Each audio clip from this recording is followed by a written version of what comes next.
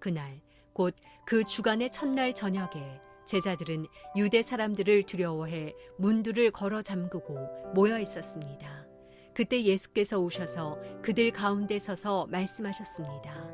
너희에게 평강이 있을지어다.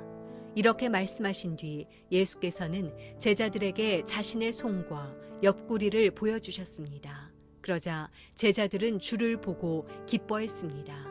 예수께서 제자들에게 다시 말씀하셨습니다. 너희에게 평강이 있을지어다. 아버지께서 나를 보내신 것처럼 나도 너희를 보낸다.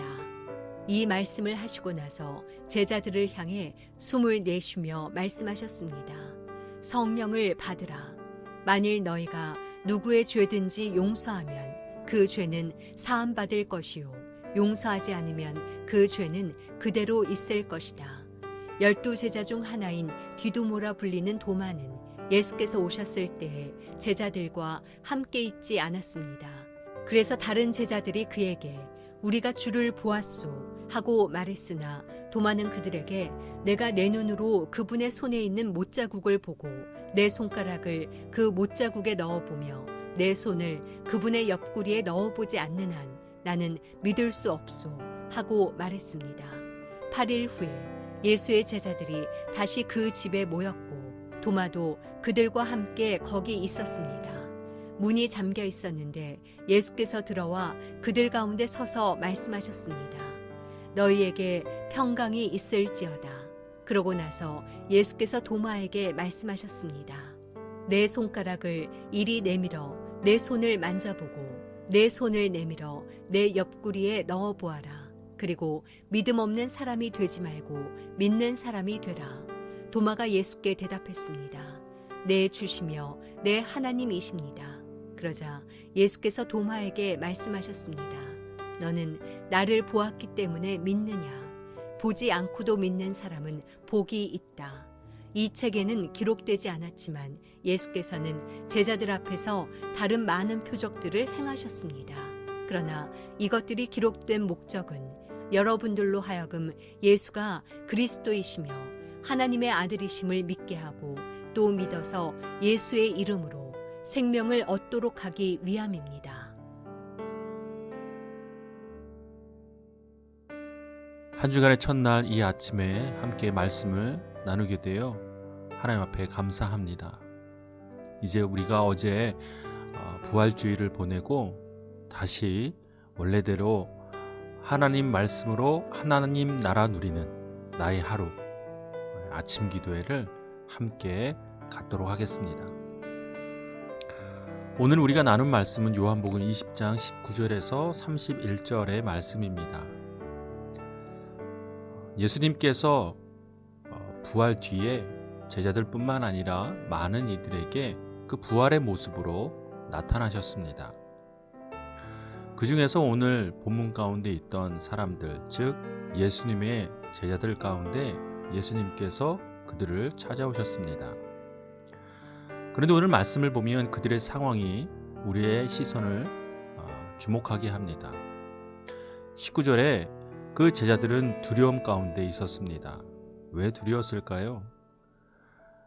예수님을 따르던 제자들은 이제 어디론가 갈 수 없는 처지에 처하게 된 상황이었습니다.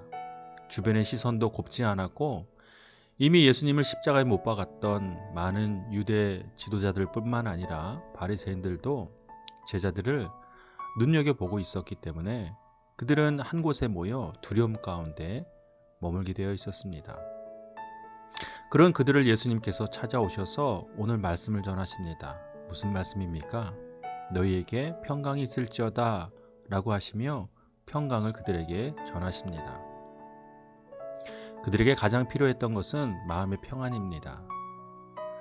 죽어서 이제 만날 수 없는 예수님이 다시 살아 돌아오셨으니 그들의 마음이 어땠을까요?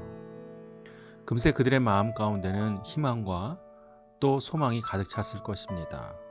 그리고 무엇보다 그들이 갖고 있던 두려움이 이제 사라졌을 것입니다. 우리가 예수님을 만나고 예수님을 믿는다는 것은 우리가 이 세상 가운데서 얻게 되는 많은 인간적이고 세상적인 것들을 소멸시켜 주십니다.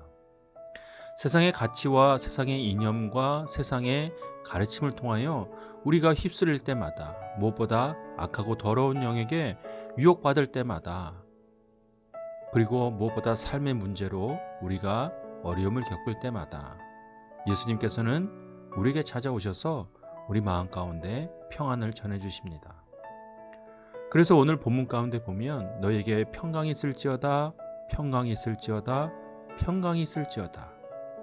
3번에 걸쳐 반복적으로 예수님께서 우리에게 평강을 전해주십니다. 예수님을 믿는다는 것, 곧 이 땅에 사는 이 삶 속에서 평강을 맛보는 것입니다. 세상 사람들은 알 수 없는 평안함, 그것이 오직 예수 그리스도를 믿음으로 말미암아 우리에게 주어진다는 사실을 믿고 또 누리는 우리 모두가 되기를 바랍니다. 부활 뒤 첫날 이 아침, 또 새롭게 도전하는 우리의 삶을 바라보며 예수님 안에서 평강을 누리는 우리 모두가 되기를 주님의 이름으로 축복합니다.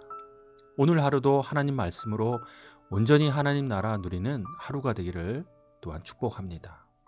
이 시간 주님의 말씀을 묵상하고 또 정해진 시간 가운데 함께 하루를 의탁하며 기도하겠습니다.